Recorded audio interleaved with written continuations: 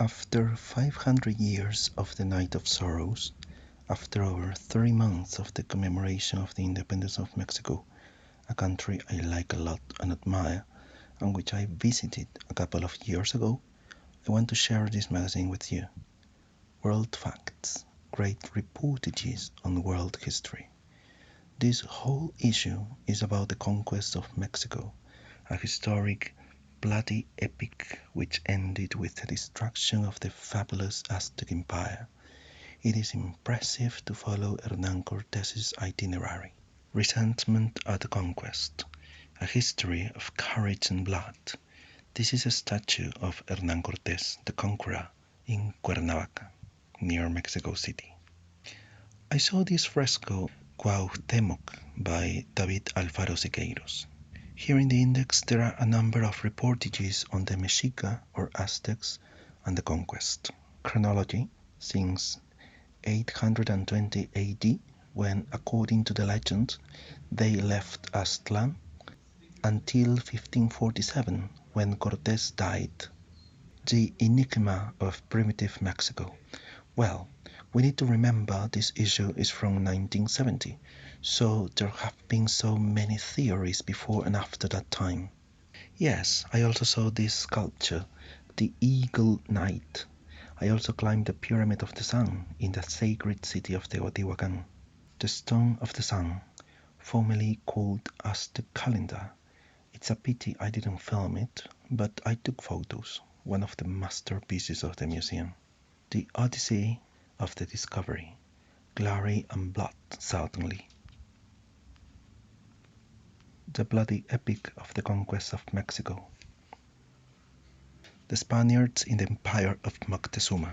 Wow, I would have loved to see this in Mexico. The famous codex called History of Tlaxcala. Many times Doña Marina, or Malinali, was painted alone or in the very center, as you can see in the following images.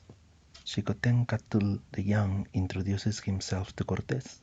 Marina, or Malinali, in the center of the pictures, translating the way in which Tlaxcala was about to surrender. Here you are, one of the most important articles in this magazine, The Night of Sorrows. It was really epic, really tragic. The Spaniards entered Tenochtitlan, the capital of the Aztec Empire, on November the 8th, 1519. Moctezuma, the emperor, was captured and kept as a hostage.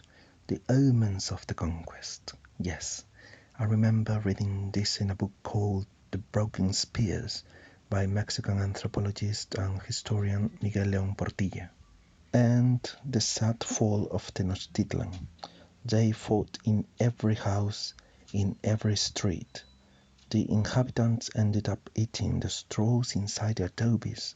Here you can see the square of Tenochtitlan with the majestic Templo Mayor, or Greater Temple. The remains are under the colonial and republican city. I must have seen this fresco at the National Palace, a mural by Diego Rivera. Mexican murals are unique, definitely.